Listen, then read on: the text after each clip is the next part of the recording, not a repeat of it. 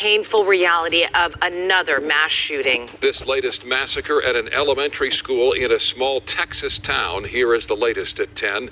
Texas officials report 19 children and at least 2 adults killed. The 18-year-old gunman, a high school student, fatally wounded by police. Authorities say he carried 2 firearms, including a rifle, and wore body armor. President Biden addressing the nation late today, saying it's time to act to stop gun violence. And here is a look at where it happened. Robb Elementary School in Uvalde, Texas, a city of 16,000, about 85 miles west of San Antonio, mostly middle class and predominantly Hispanic. We have live team coverage on the shooting, the gunman, and reaction from the White House to here in Southern California. We begin with Mary Beth McDade live in studio with what we're learning about this tragedy. MB? Sheriff, authorities say it was a lone gunman that carried out the deadliest school shooting in Texas history. According to the Texas Department of Public Safety, as soon as he entered that school, he started shooting at children, teachers, whoever was in his way. The Associated Press is reporting that it was a Border Patrol agent who was nearby that rushed in without backup and killed the gunman. Video has surfaced allegedly showing suspected gunman, 18-year-old Salvador Ramos, entering Robb Elementary in Uvalde, Texas. Police say armed with a rifle and handgun and wearing body armor. Authorities say after entering the school, which was filled with some 600 second, third, and fourth graders, he unleashed a bloody massacre around 11:30 a.m., killing at least 19 students and 2 teachers and injuring numerous others. Again, my heart was broken today. We're a small community, and we will need your prayers to get us through this. Authorities say he got into some domestic incident with his grandmother earlier in the day at their home and shot her. The Uvalde high school student then allegedly fled the scene and crashed his truck near the elementary school. A witness describes what he saw. Seen him jump the fence right here. He jumped the fence. He had a backpack and he had a rifle. There was a massive response of law enforcement that flocked to the school. They got into a gun battle with the suspect before killing him. Let me assure you, the intruder is deceased, and we are not actively looking for another individual or any other suspects in this case. Meantime, worried parents rushed to the scene, searching for answers, trying to find out if their child was dead or alive. No, and nobody's telling me anything. Nobody's telling me anything. And one of the parents were saying that there's kids possibly held at the funeral home. A Texas state senator says the suspect recently purchased 2 assault rifles on his 18th birthday. However, it's not clear if they were used in the mass shooting. Investigators are looking at many things, including his social media accounts. There are pictures of guns and ammunition on what's believed to be his Instagram page and a warning saying, "Kids, be scared." They're also looking into whether he sent a cryptic Instagram message to a random teenage girl in Los Angeles saying he wanted to share a little secret. Meantime, investigators have been combing through his gray Ford F-150 while hearses are seen arriving at the school.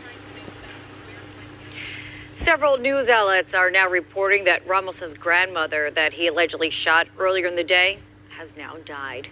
Micah, Cheryl, send it back to you guys. Mary Beth, thank you. The massacre unfolded as children and teachers were preparing to begin summer break this week, a time of happiness suddenly and viciously stolen. Tonight, as investigators gather evidence from across a large crime scene, we are learning about some of the victims. KTLA's Sandra Mitchell has been tracking developments. She joins us live from the newsroom with more. Sandra? Sharon, Micah, tonight there are reports that family members have been swabbed to do DNA matching with those who were killed. Now, keep in mind, these victims are too young to have identification on them.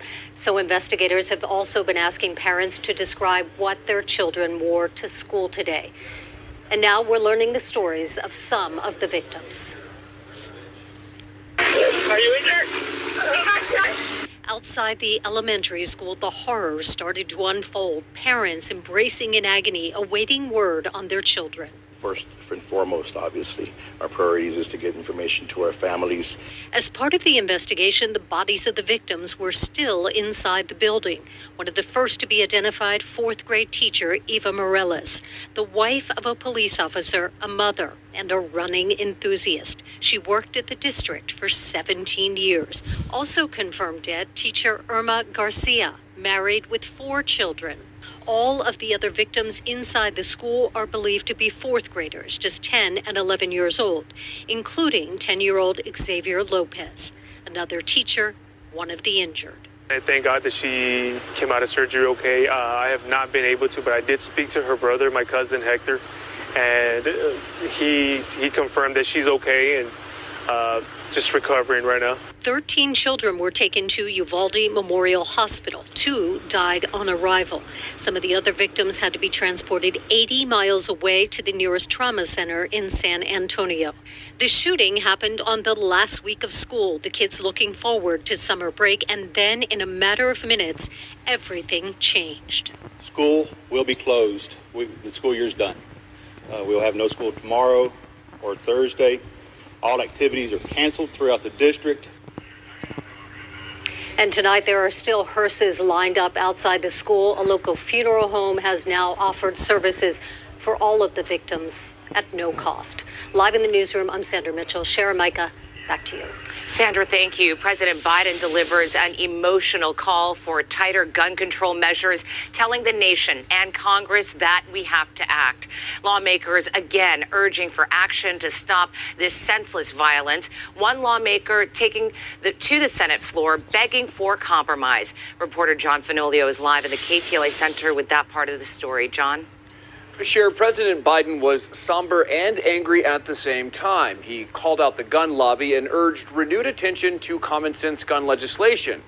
Republicans are also weighing in, but their message couldn't be more different.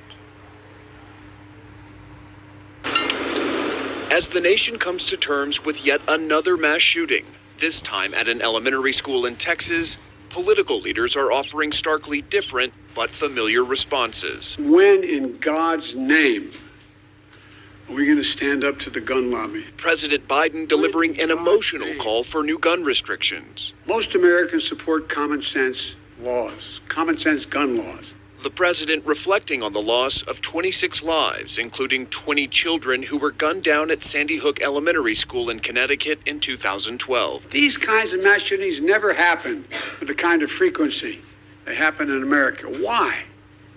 Why are we willing to live with this carnage? Back in Texas, what happened in Uvalde is a horrific tragedy that cannot be tolerated in the state of Texas. Governor Greg Abbott calling on Texans to come together, while his Attorney General Ken Paxton renewed calls to arm teachers while appearing on Fox News. Every school district is going to have to decide that they want to protect their children, or we are going to continue to see this happen. And I'm not saying that we can stop every one of these, but we cannot have law enforcement get there fast enough to prevent this many people from being deceased. Had we had armed people in the building, we might have prevented some of this. We might have prevented all of it. But it was Democratic Senator Chris Murphy of Connecticut who delivered arguably the most impassioned comments from the Senate floor. What are we doing? There have been more mass shootings than days in the year. This isn't inevitable. These kids weren't unlucky. This only happens in this country and nowhere else. Nowhere else do little kids go to school thinking that they might be shot that day. But I'm here on this floor to beg, to literally get down on my hands and knees and beg my colleagues. Work with us to find a way to pass laws that make this less likely. Republican Senator Jim Einhoff of Indiana responding to Murphy's comments this way. They'll blame guns for everything that's out there. I am sick and tired of it. We have to act. And don't tell me we can't have an impact on this carnage. Last year, the House passed 2 bills to expand background checks on gun purchases. Both failed in the evenly split 50-50 Senate, where Democrats needed